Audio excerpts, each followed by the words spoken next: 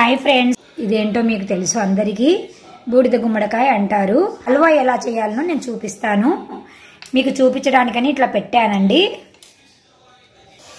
ఇలా నేను చూపించడానికి నాకు ఒక చేత కట్ చేయడానికి రాదు కాబట్టి కట్ చేశాక చూపించానండి మీకు.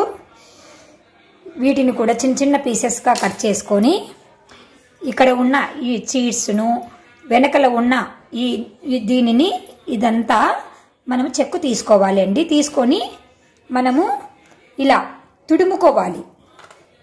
కొంచెం లావుగా ఉన్న తుడుముతో తుడిమాను నేను. ఇలా పట్టిన ఈ తుడుమును మనము ఇలా చేత్తో తీసుకొని ఒత్తితే నీళ్ళు వస్తాయి. ఆ నీళ్ళు అంతా వంపేసిన తర్వాత ఈ తుడుమును అంతా ఒక గిన్నెలో వేసుకోవాలి. ఈ గిన్నెను కుక్కర్లో పెట్టుకుంటున్నాను. 4 విజిల్లు లేదా 5 విజిల్లు వచ్చినా కూడా ఇబ్బంది ఏం లేదండి.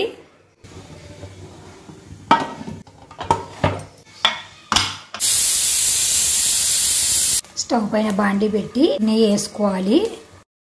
నెయ్యి మన ఇష్టం అండి, ఎక్కువ వేసుకున్నా కూడా ఏం పర్వాలేదు. 2 పెద్ద గంటలు వేసుకున్నాను నేను. బాగా వేడెక్కాక జీడిపప్పులు ఇందులో వేసి వేయించుకొని పక్కన పెట్టుకోవాలి. చూడండి, గోల్డెన్ బ్రౌన్ కలర్ వచ్చాయి. ఇప్పుడు ఇంకా స్టవ్ ఆపేసుకొని పక్కన పెట్టుకోవాలి వీటిని.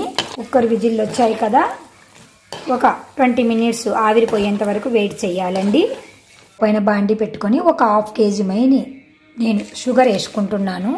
నేను తీసుకున్న గుమ్మడికాయకి 1/2 కేజీ పడుతుంది. నేను అందాజుగా వేసుకుంటున్నానండి.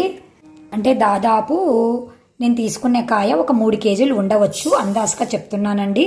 ఆ చెక్కు మనము గింజలు అవన్నీ తీసేసినాము అంటే దాదాపు 1.5 కేజీ అలా అవుతుంది.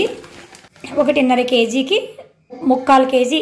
ఇప్పుడు ఇందులోనే వాటర్ వేసుకొని బాగా కరిగించుకోవాలి. చక్కెరను బాగా కలుపుతూ ఉండాలి. చక్కెర అంతా బాగా కరిగిపోవాలి, బాగా ఉడకాలి.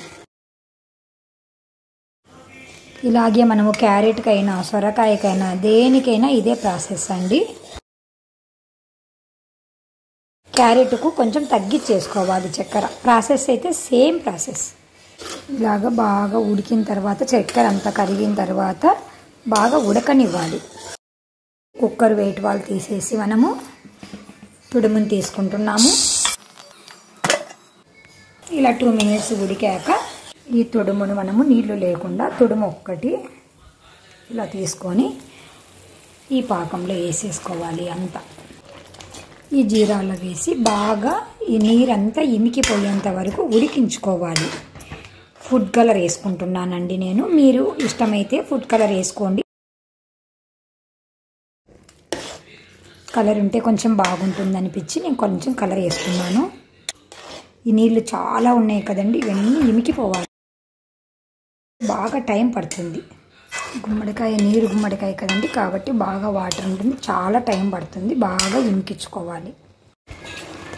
బాగా తగ్గిపోయాయండి నీళ్ళు, ఉడికిపోయాయి. ఇంకా ఒక్క 5 నిమిషాలు ఉనిచ్చేసి ఆఫ్ చేయడమే అండి. ఇంకా స్టవ్ ఆఫ్ చేసేయడమే అండి. ఈ మోతాదులో వచ్చేసిన తర్వాత స్టవ్ ఆపేయాలి.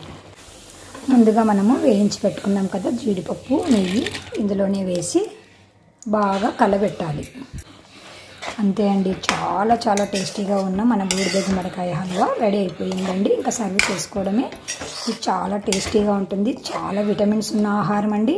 మీరు కూడా తప్పకుండా ట్రై చేసి మీకు ఎలా వచ్చిందో మాకు కామెంట్ రూపంలో తెలియజేయండి ఫ్రెండ్స్. Bye bye friends.